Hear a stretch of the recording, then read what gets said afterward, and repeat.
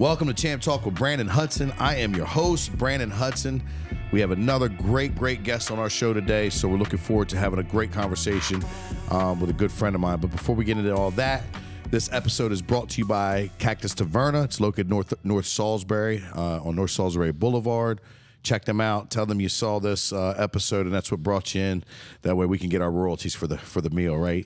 If you guys get value out of this episode, please like and subscribe. Go to our YouTube channel. Go to our Facebook channel, Facebook page. Go to our Spotify, Apple Podcasts. We could love to get a review. What that does is that helps people that could get value from this episode get more higher on the search engine. Sorry, Monday is a little bit hard for me today. I'm not used to talking on Mondays, so English is hard, but bear with me. But yeah, that gives us an opportunity to be able to get on the top of the search engines and get this podcast and other podcasts out to people that will get value from this. So without further ado, I am happy to announce one of my good friends, Ibrahim Alausud. Alausud. Okay, I asked him 3 times and I still fucked it up. You know what I mean? But Ibrahim, how you doing, brother? Welcome, Doing man. good, man. Happy to be here. Yeah, it's good. If you guys don't know who Abe is, Abe helps run and own a family restaurant, one of our local ones, Cactus Taverna. That's here in Salisbury. It's been over here 25 years now. 20. We're going on 28. 28 years that it's been a local gem here. Yeah. And just been one of the go-to places for dining, especially like a Mediterranean cuisine and so forth.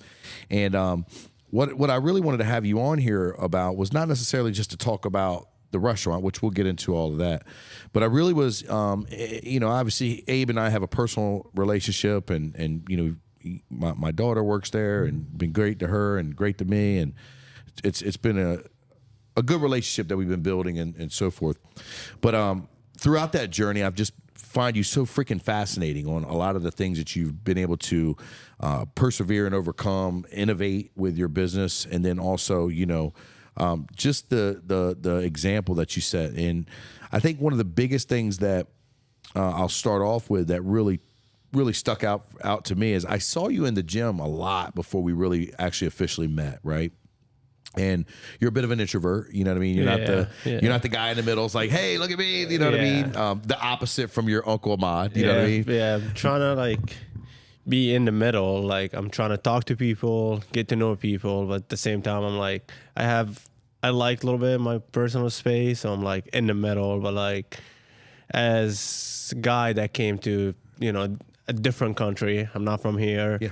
I mean, I wasn't raised here. I was like 16, 17.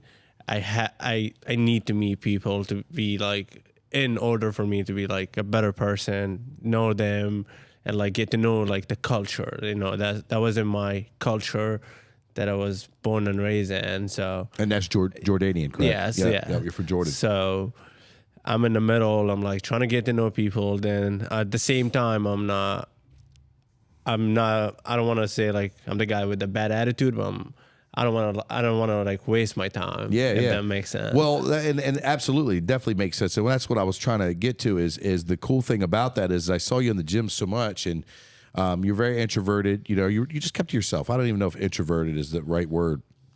And then, we see each other and kind of get the nod, the little, good old boy nod, like, hey, buddy, how you doing? Yeah. But my wife and I were eating dinner at your restaurant, and you had come up and sparked up a conversation, and we had a great conversation from there. We talked about doing business together. Mm-hmm. We talked about a lot of things. Actually, you became our date that night.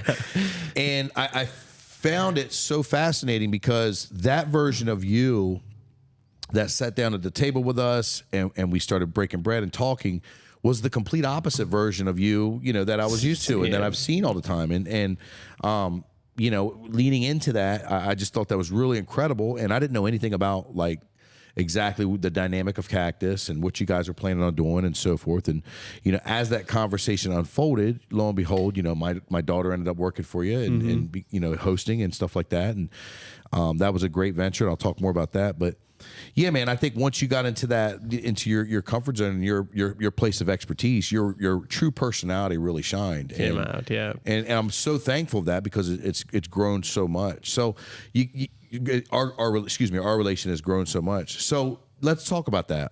What's the dynamic of Cactus? See, Cactus is very simple. It's a family place, not just for the customer. It's for employees. Everybody's important. There's no like back in the kitchen or like front of the house. Everybody's important. We help each other. We support each other as much as we can. And I mean, we have a little rule. If you want to keep it to yourself, usually you don't stay. Yeah. You have to bond in, and that's what makes it.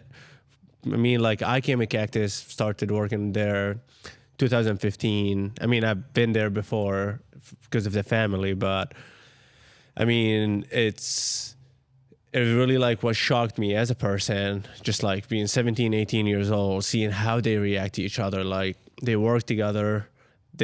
Some of them go to school together. I mean, we're just family. Like we're just, I don't know how to put it in the right word. It's just like a supportive small community. If that's it's culture. how to put it. Yeah, It's culture. Yes. You know, one thing has stood out from the time that my daughter's been there is, you know, she was going through a lot of transitions in herself. We took her from public school to private school. You know, we had kind of shifted in a way of mine and her relationship because she had, was kind of veering down the path I didn't want her to go down. And, man, dude, you guys have been fucking a huge impact on the way that she views her work ethic. She views culture, like how, like, everybody's a family, everybody's tied in, and it's been so beneficial for us. But that's the biggest thing I could describe is your atmosphere there, is the culture. And, if you've been to Cactus Taverna, there's no way you've not drank a wine out of the wine bag by your uncle, Ahmad. Yeah. He's a local treasure here. Everybody knows Ahmad. He's got the gift of gab. He's an incredible human being, and just is all around just a people's person.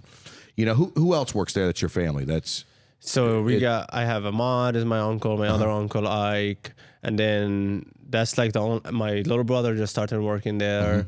But the other, like, this is the only family, but that's the culture that Ahmad built. Yeah. Like, I give him all the credit. He just built a culture around help each other, like teamwork, team ethics, and it's not just about Cactus or about just the restaurant itself. Yeah. Like, you guys got to help each other everywhere. And one of the things that I've never seen anybody else does it, that he's started doing at Cactus, at the end of every night, everybody orders dinner and we have dinner together, glass of wine for people that can drink. And it's like people come in. I remember inviting one of my college roommate. I'm like, hey, we're having dinner at Cactus after work, so just come in. He walks in and he's like looking for me, and I'm by the bar, and he's like, oh man, I just walked to like this party back there. I'm like, no, this is like, that's the crew. He's like, you kidding, right? I'm like, no, this is the crew. And I still remember how shocked he was. But that's what brings us together. Like, we sit down. If somebody has a problem, talks about it. If somebody has something on their mind, like, they get that support. And that's what helps everybody get to like the better version of themselves, like every and each day. It's just process. It doesn't seem a big thing for other people, but like it could be a little problem for like a girl in high school. It's homework at that. But then we have this. Also, our team it has a mix. You have 16, 17 years old, then you get 22, 23 years old, then you have like the 30s, 40s, and 50s even. So you get all like all ages, all the experience in life, bonding in together. That's just like to support each other and help each other. That's awesome, man. Yeah, I actually got a luxury and privilege to be able to break bread with you guys one time.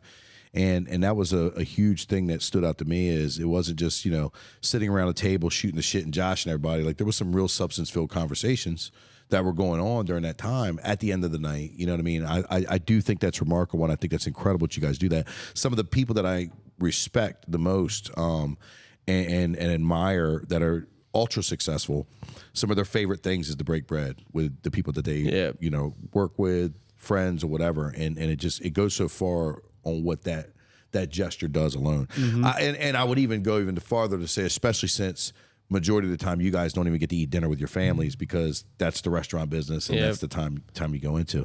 So tell me about when you came to this country, I want to know when you came to this country, and you didn't start off in Salisbury. You started off in Ocean City. Yeah. What did that look like? So I used to come in just to visit my uncle, like starting when I was 10 years old. Then in 2013, that was my first summer come in. I mean, I was still in high school in Jordan. Yeah. I finished high school in Jordan. Then I was coming in the summer, make a little bit of cash money, just like for school. You were working for in a restaurant college. business there too? Yeah, yeah. I was working in Ocean City. Yeah, and for not to cut you off, for those that don't know, that listen that aren't from our area, we're located centralized in Salisbury, Maryland. When people think of Maryland, they think of, the Baltimore, the Annapolis, that area. There's a body of water that separates us that's called the Chesapeake Bay, right? And then we're on the Delmarva Peninsula, Delaware, Maryland, and a little tip of Virginia. And we're right on the tip. We're right on the border of Salisbury centralized, right on the border of Delmar, Delaware.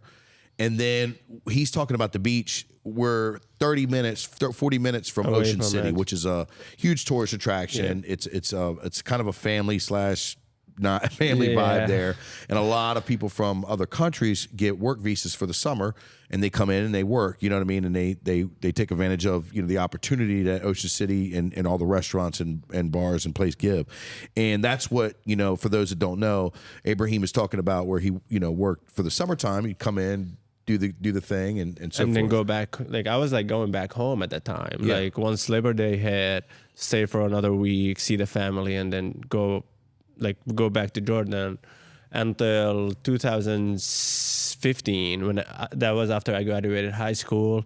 Didn't really know what I want to do just yet. So I worked that summer there.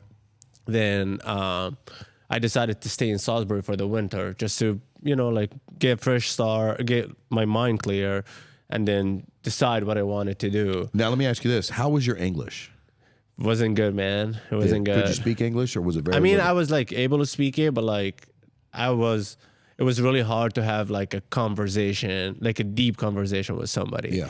But I was getting my way in, I could go by anywhere by myself still, but my English wasn't perfect, and I mean, it was what a lot helped of you with that? I want the people that are listening, because soon, Champ Talk's going to be done in Spanish. Yeah. Right? So we're going to have that availability soon. My guy didn't know that, but now he knows that. And there's actually AI technology that can take your whole podcast and put it in any country that you want. Spanish anywhere. I just chose that because it's the most frequent. But I'm going with somewhere with this point. But what helped you get, because I mean, English is fine to me, you know what I mean? Of course, I hear an accent, but we were just talking about this before the show. You hear one too, right? Yeah. You know what I mean? Yeah. It's twofold. But what helped you with that? Did you take a class? Did you just? I did take a class, but that was for school purposes. Sure. So it wasn't really it's the English that you use in school, not the English you would be just speaking on a normal day. It's more like proper writing and stuff like that. Yep. Yeah. So I was I thought I'd be speaking really good English after it, but it wasn't. I had to take the hard path, just not give a fuck and just talk to everybody. Yeah. It doesn't matter if I'm still not perfect in it, but it doesn't matter if you say something wrong, use a different word. I mean, that's how you learn. Yeah. Sometimes some people get pissed at you, but that's how you learn. Well, that's the point I wanted to kind of make is, and I'm going off script a little bit topic, but it's Americans, boy. Motherfucking Americans, man, they're fucking the most silliest people at times. I've had situations where I've witnessed, and I say Americans because it's not just limited to one dynamic, but I've had situations where I've witnessed people look at other people funny because they weren't from this country and they weren't able to speak proper English, right? And because they couldn't understand proper English, and I'm sure you've experienced, especially here on the Eastern Shore, where they look at you like you're fucking stupid, and you get these dirty looks, and I'm like, dude, you don't know if you're talking to a fucking doctor or a business owner or anybody else. Just because they're not able to speak clear English or their accent's a little hard to understand, you're fucking up as an American or whoever else in that matter by not taking the time to listen because, bro, think about this. For me, it is so far-fetched for me to go to another country without any preparation in regards to communication, especially being such a people person, right? And I think it's so cool that you were you're kind of this introverted guy, but yeah, you forced yourself to talk to other people with, you know, the challenges of learning a new language in a new in that not your native country, and then being able to overcome that and do that very well. That's fucking fascinating, and I think that's so awesome, dude. To be honest, you have to take that path. I mean, it's not just about language. If you want to learn something, you gotta go for it. Yeah. Nobody's gonna hand it to you. I mean, that's how I learned it. And I mean, it takes time, but you just get better every day. Yeah. People just want to like jump in from level 1 to level 10. There's no way you can do that. Well, they won't do that in everything. Like you have to go one by one. What are you scared of? If you don't face it, you're not gonna get better. You're just gonna like stay in that hole. You have to face your fears. Like that's how I learned it. That's how I had to go after it. And it was, trust me, man, it was really hard language wise. Had to like, I was like living with people from all over Romania, Polish, like all over Europe. Oh, wow. And then I'm like, I'm learning from their accent. And then I'm like speaking Arabic, and then I'm speaking English, and I'm like just getting it all mixed up. Then I'm moving to Salisbury, and then I'm like, I'm like working with, you know, like people that speak Spanish. So I'm like, might as well learn a little bit of that. And it's just like getting mixed out. But definitely that was like the way. Just speak, watch movies, just go after it. I remember like speaking of Thanksgiving coming up, going out on Thanksgiving Eve, and people are like, "Where are you from? Like, where you're not visiting your family?" I'm like, "Well, I live here." Yeah. I'm like, "How long?" I'm like, 5-6 years, and they still like get that look that you're not from here or you're not like from the accent. But I think I overcome it. Like, just have a lot of friends, a lot of American friends. So I'm like, I would say I'm over it, but well, I wanted to bring that up because you know what I mean. I think that's a huge lesson, you know, and you know, just in understanding how to communicate with each other. You know, America is a melting pot of different cultures anyway. So the quicker that we, you know, go at that and try to work to communicate better, understand, fuck the language barrier. I mean, think about people who speak the language and still don't communicate worth a fuck. You know what I mean? No, I mean, like that's the other thing. People think it's all about the language, but it's not. It's more, you gotta understand the culture. Like I get family visits, and then I'm like trying to get them to bond with my friends. So I'm like, hey, like just letting you know, like he didn't mean, like you'll have to explain it because it's not just about the language. It's like a whole communication, like the culture, the way, you know, people react, like the way, like you got to read people. It's not just about understanding the language. I love that. Yeah. So let's go back. So you're in Ocean City. Tell our listeners about, I know the story, but I want them to hear.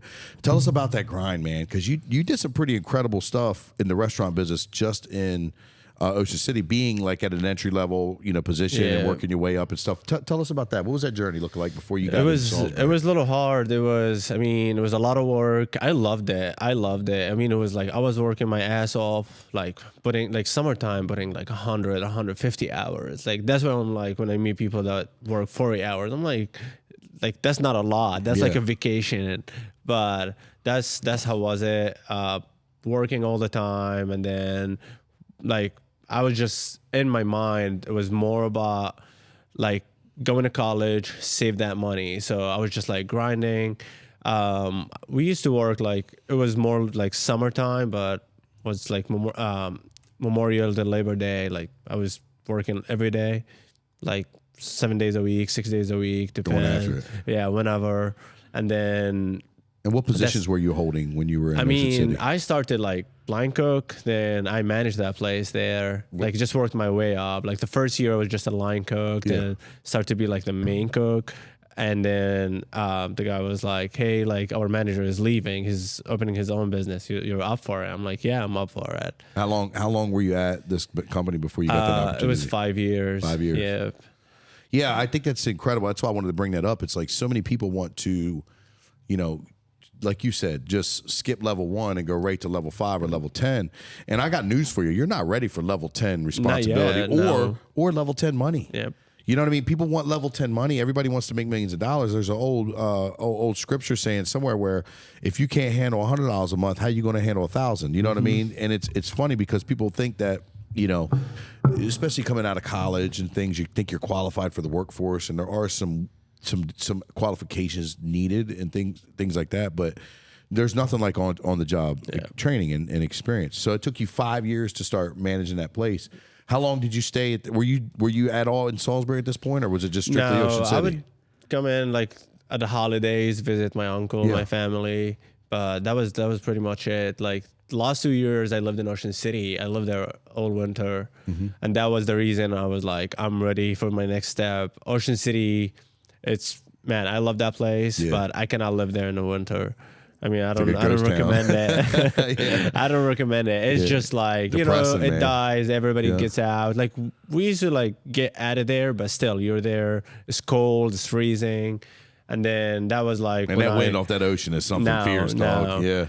And so, after 2 years, I decided to go to Salisbury. So I went and got my business management degree because I didn't really want I wasn't all about the degree, but then, like everybody's around you. They're like, okay, go to college, get the degree, and then figure it out. So I was like, that's what I'm going to do. I mean, at least I can learn a lot, not just like getting the degree, but like college experience, the culture. That was like one of the main thing made me go to school here. I was like, that's the best chance for me to learn not just English, but like the culture, how people think, like how just American people think, what they do. And it was a blast, like 3.5 years. Wow. And I took my degree in 3.5 years. I was just in and out, grinding, still working. And now, were you working at Cactus then? Yeah, that's when I moved to Cactus because it was really hard to be at SU, living in Salisbury, and then go to Ocean City. And financially, it wasn't like the best decision. So I decided. Then I had a great opportunity is working with Ahmad at Cactus Taverna. Like, it's a family business. I know they're going to take care of me. I'm going to school with a flexible schedule. So that's when I decided to move into Salisbury. Now, let's talk about that. When you were working with Ahmad, and you've mentioned this many times about the mentorship you received from him, because I think you lived with him as well, correct? I lived with him for a year, yeah. So, like, you're living with your uncle. He's probably been through everything and then some that you're just experiencing. How important was that? What significance did not just working for Ahmad, but like having to be able to be with him and live with him and go with him places? What importance and significance did that have for you in your journey? It was a huge help. So I lived with him, and Ahmad wasn't like the typical dad. It's the one that makes you like experience, like learn from your mistakes. As long as you're not making that huge mistake, he's like, go do what you want to do. Like, you got to learn. And instead of just like telling you what to do and what not to do. And I mean, Ahmad like really like helped me a lot, being a social person, introduced me to people, teach me how to talk to people. And he was just like a huge help. What would you say is the top thing, or maybe top two things that he really helped you learn outside of the business? It's definitely being like a people person, and one of them, like, I think it's hidden because people don't really see that side of Ahmad a lot, because he just does it. He's always like do a good deed, like always help whoever. Like that man I'd be like getting pissed and be like, why are you helping this guy? Like, he's just like talking shit about you. He's like, it doesn't matter. You just like, you gotta help people all the time. And that was one of the biggest impacts, just like help people, always be there for them, not just like your employees, it's just everybody. I've noticed that about you too. Like I noticed that you don't force it. A lot of people will force themselves to help people. You're one of those kind of people that when you see it, it clicks for you right away, and you just do it. I remember one thing, and we'll not put his business out there, but you brought a pair of shoes for a guy that was just starting our. You just do it, man. It's like it makes you feel good, but you're not doing it like. I'm not. Well, these were your shoes. These weren't like a pair of shoes that you bought. Like, you went in your closet, you broke them out and hooked them up. And I was like, it felt like it makes me feel better. I know I'm going to make that man's day or that person's day. And it's not about like even getting something in return. Sure. It's just like, you just do things. Like, one of the things, like, I don't want to even like brag it, but we had an argument the other day. We had like this two like really mean ladies came in a Cactus and they had dinner. And they were just If you're like listening, rude. we know who you are. Yeah, they were rude. They were like cussing at the server. I mean, I had to go up and talk to them and just give them the check and like try to be as polite as I could. And then they sat outside, like they were drunk. Like I don't know where they were before they even come in Cactus. And then they're sitting outside and like they had like caused a problem outside and they almost called the police on them. So I went and like got him an Uber. I was like, hey, I'm like getting you an Uber just to make sure you get home safe, but make sure you be nice to the guy. And then everybody at work, they're like why you doing that? Like they were just like rude. They were like they just cussed, like the server, like they just cussed at me. I'm like, man, just like we're over and done with it, and like just do a good thing and just comes back around.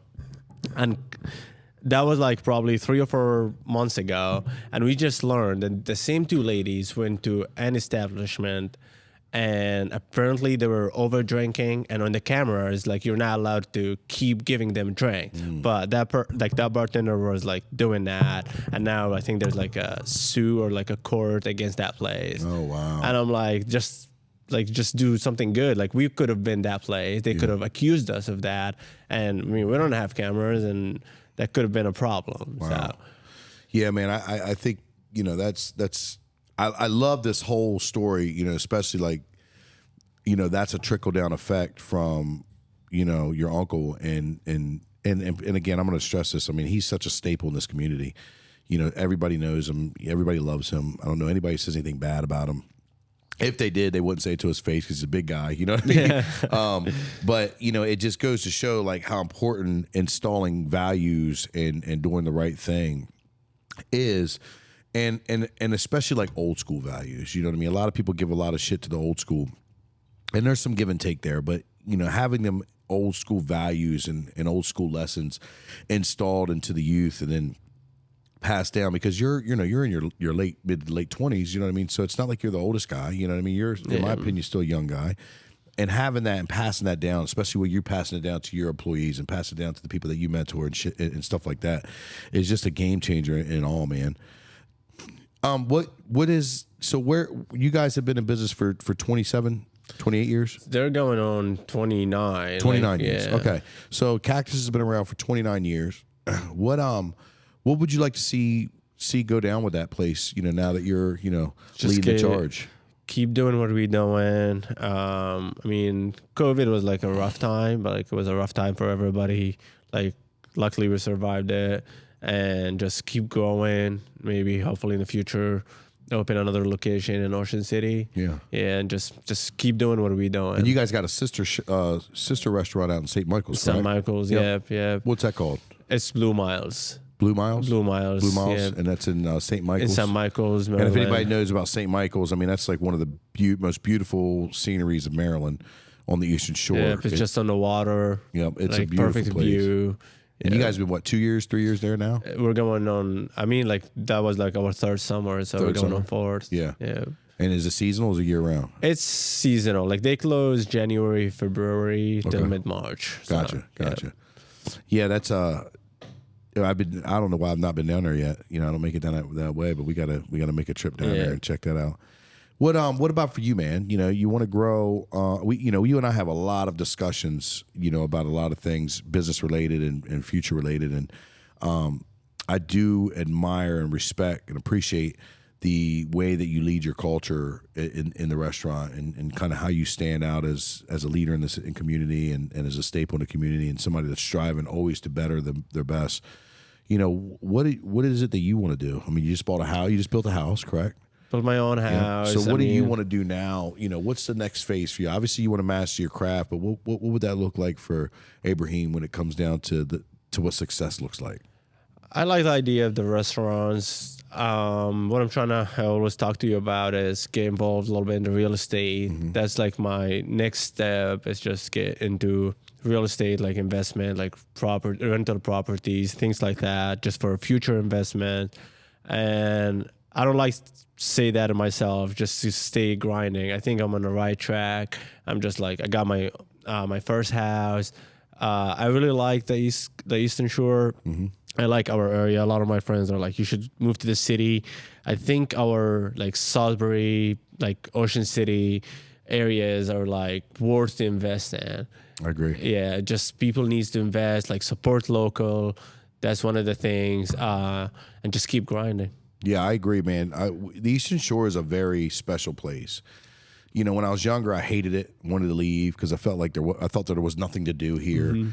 I still think that we lack a lot of stuff that we could use. Do. Like, I mean, there's a lot of, I don't know, like I'm not like I've never dealt with the city, county, or anything like that. I just hear complaints, but I hope I don't want to be the guy like putting it out there. Yeah. But I think like we have like good amount of people living in. It's very comfortable area for families, like even young families. We just need to, in general, like provide more like activities, like more of like we get like music festivals and stuff, like Country Calling, Ocean Calling was like a bang. We need more like that. Yeah. Ocean City, Salisbury, I think it's really like a one spot. It feels more for like local people. So we need more than that, more like of that to force, like to have people like stay in. Like that was like one of the experience I had in college. A lot of college students from like SU, UMES want to stay in the city, but then it's like, oh, what are we gonna do? Like, there's not really much to do, which is I agree. Like when you're young, there's like you want to like go out, you want to like have more stuff to do. So that's what we need to invest in. Yeah, I agree. Well, you know, it's weird. Like I was saying, the Eastern Shore is like a very special place.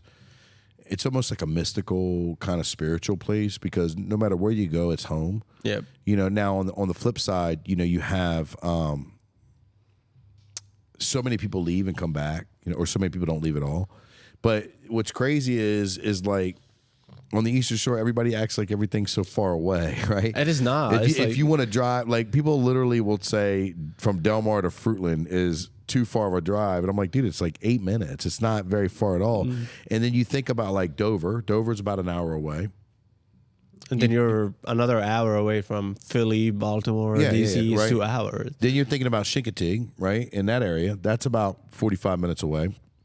Easton is about an hour. Ocean City's about 40 minutes. You know, Rehoboth beaches are about an hour. Like, it's not really that far when you think about what we have. And, you know, like we'll complain about going to Berlin or Ocean Pines or, you know, going to Cambridge. But I think that we're getting to a space and to a point now where so many people are understanding that it is worth investing into, and it is a place of good, you know, merit with raising your kids and things like that. And we have our troubles just like anywhere else. But I think that you're starting to see people starting to pour into the Eastern Shore even more and starting to build up some of these country, rural areas and offer more. And it's only a matter of time before we're able to offer more jobs, offer more things to do. You know, obviously the restaurant scene is growing. The late night scene, I think, is in trouble a little bit right now. I think it could use some rehabbing, but overall, you know what I mean? It's home, man, and it's a great place to be. And, you know, the college helps out. You know, we have Del State, you know, or Del Tech, excuse me. We have, you know, Salisbury University. We have UMES. You know, and Warwick is becoming, I think Warwick is one of the best community colleges in the country. Yeah. Yep. So, you know, we're having these things that are growing us. Berlin was voted best small town in the country or something like that. Or I didn't know that. Yeah, it was like they have these little contests that they do. Ocean City's always been a wonderful place. I love the Delaware beaches.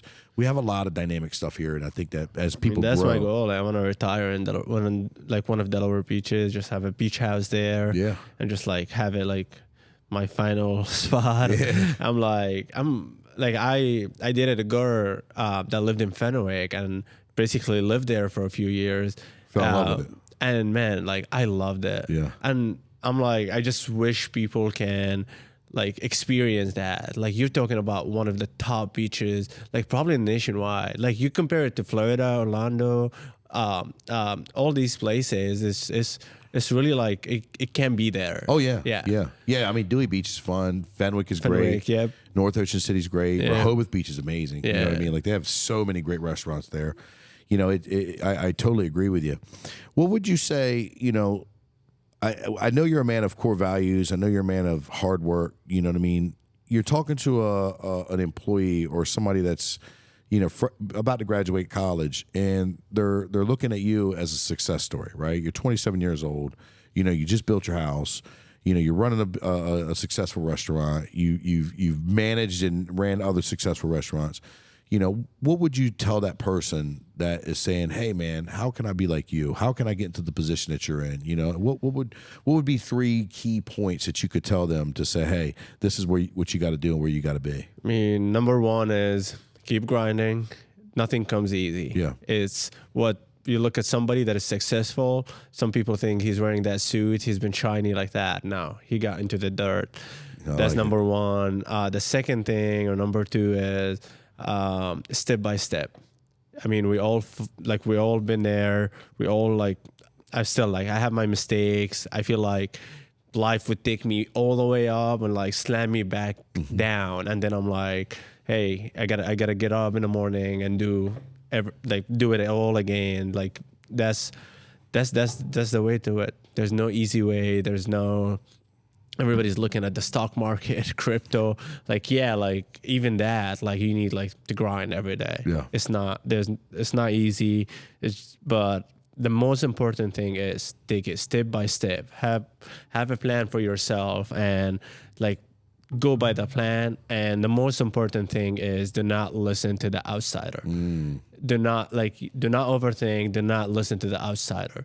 People just point at the one thing wrong you do. I mean, I discovered it. I just trusting my guts and just go with what I think, because it started with not my experience. Literally, me and my cousin Rad were talking about how we had few ideas that we talked about last summer, like a coffee shop by SU. BJ's just open. Couple of small franchises, they just open, and me and him are like we have the idea. So I'm not saying we're smarter than everybody in the room, but there's something that pops up in your head.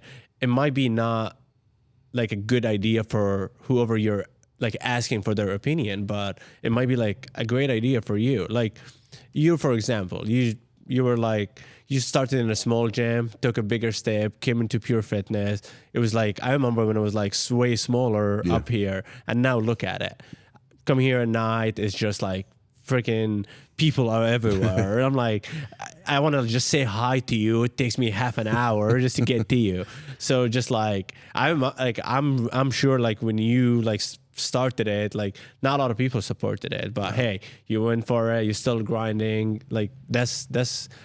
That's the only way to do it. That's the only way to success. You follow any celebrities, anybody that's just spam. Nobody happens like that. Right. You know what I mean? If it would happen that easy, I always say, why wouldn't hear somebody is a multi-billionaire of winning the lottery? We have the Mega Million. It's a $400 million. Why I've never heard of somebody that's been rich and invested? Because easy come, easy go. That's right. It's just not. It's not the way. It's not to have the $1 million. It's the way to get to $1 million. Well, you said it. You said it right. You were talking about people see the shiny object at the end. You know what I mean? They have no clue about what it's like to get in the mud and get in the dirt. And you're so spot on, man. I love those answers. And it's you can't listen to the outside noise. It was funny when I first started. Everybody wanted to support me, and everybody was on my team and high five and you can do it. And then once I started becoming more successful and becoming more, I guess, in not so many better terms, a threat, then all of a sudden people, weren't so supportive, and all the hate and the bullshit and stuff like that. And I will say this: I'm a type of person where I exaggerate the hate sometimes because it's so in my face, and I'm just from those world that world where it was if you fucking talk shit, you get shit rocked, and it's that's not what it is no more, and I had to really work hard to rewire my mindset on that kind of ideology because, that's just not the reality of things. But, they want to support you in the beginning. They don't support you, while you're going through the thick of things and you're starting to become successful. Then all of a sudden they're back high-fiving and cheering you on in the end when you become successful. But yeah, man, I love those points that you make because they're all spot on. You can't listen to the outside noise. You got to get your hands dirty. You got to get in the mud. You know what I mean? And it's in the details. Is the little step that you take every day. Like let's say you want to succeed in like real estate. You need like watch videos, study about it, read books, all of it. Yeah, like if you read a book, it doesn't make you a genius, but the small note that you take from every experience, everything you do in life, and you just add it to a pile. That pile keeps growing. And I always I believe that God made us like into like a characters that just like if grows around like a small details. It just feels like that little like piece of like electronic energy that you keep adding a little electronic every time. Like it's not a huge impact. It's not that one electronic. It's not going to make you the smartest in the room, but like the more you add, the better you get. Well, I always say this, to add to that, you can have 1,000-piece jigsaw puzzle, right? And if you have one piece missing, your focus is going to be on that one piece. It's going to stand out like a sore thumb. You know what I mean? So as you add different pieces to that puzzle, you're creating such a bigger, better masterpiece. The only difference is that's a never evolving living, we're an ever evolving living thing. Yeah. Where, obviously the jigsaw puzzle isn't. Yeah, that's incredible, man. Man, I just love you, man. You know what I mean? Like I think the world of you, brother. I'm so impressed by your ability to overcome so much. Like you don't look at anything as a ender. Like, oh well, this is going to end me, or this is going to be the end of me. You look at things. We all have our problems, and you shared some things that you've had, but you're always looking at a way of how this is going to. I'm going to solve this problem, and this is going to help me become better and become more dynamic and more valuable and add to more pieces, man. And I really admire that, man. I'll tell you something else on air I want to say that I appreciate about you is you have no problem with telling the people that you care about the truth, right? And you've come to me and told me things about my business that you see that just didn't vibe well, that a lot of people wouldn't. You know what I mean? A lot of people would keep their mouth shut. They would, oh well, that's just how they're going to do it. I don't want to ruffle the feathers. It might upset them, and you don't do that. You're very vocal and very blunt about certain things that you see, and I admire that about you. It's a great quality that I want you to keep and always double down on, because we need more authenticity. We need more honesty. We need more people telling each other the things we need to hear, not necessarily the things that we want to hear. And I think gotta tell them the truth. I just think it goes so far, man. You know what I mean? I think you just don't get that anymore. You don't get that vibe. But man, I tell you, man, I love sharing this journey with you, and I love the things that we're doing and we're invested in, and the fact that we do a mastermind together, and we've done some business together, and you've been a part of SBY and supported us so much, and now we're here doing a podcast and all the great things, man. I'm looking really forward to the future, man, and same, man. I'm excited, and to be somebody that's 27 years old, 27 or 28. 27, excuse me. 27 years old, and to be somebody that's so focused and driven and forward thinking, man. I think it's pretty cool, man. I think it's pretty badass. So kudos to you. Where can we find you, man? How can our listeners, get in touch with you? How can Cactus Taverna, we're North Salisbury by Starbucks. You can find us on Facebook, Instagram, TikTok soon, and just give us a call, email, reservation. Now Christmas is coming. We do like Christmas parties. Our Christmas parties, this is not an ad, but our Christmas parties at Cactus is one of the best parties. You got Ahmad with the wine. It's entertaining. It's always a hit. Yep. What about yourself? What if you had a young professional, or even a seasoned professional that wanted to get some info, wanted to maybe talk to you and get some tips, man? How could they get in touch with you, man? What's your Facebook? I have Facebook. It's Ibrahim Alausud. I'm sure you'll tag me in. Yep. And then anybody that needs help, like I'm always for it, even if I've never met you. I mean, I've been going with your advice. I'll go to the bar and like seeing somebody that I see at the gym. I'm like, hey, how you doing, man? Trying to just meet people, because I think like that's what we were talking about like 5 minutes early before the podcast, that were like a lot of people are, you think like they're intimidating, but they're not. Like just come in, say hi, like say what's up, like it's like nobody is really like that asshole. I agree. Yeah.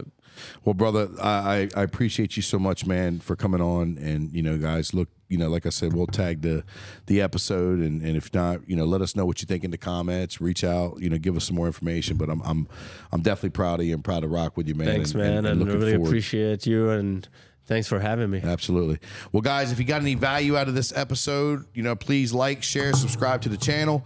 Let us know, your thoughts. Leave us a review on Apple, and we'd love to hear your feedback. What are you guys doing today to become a champion?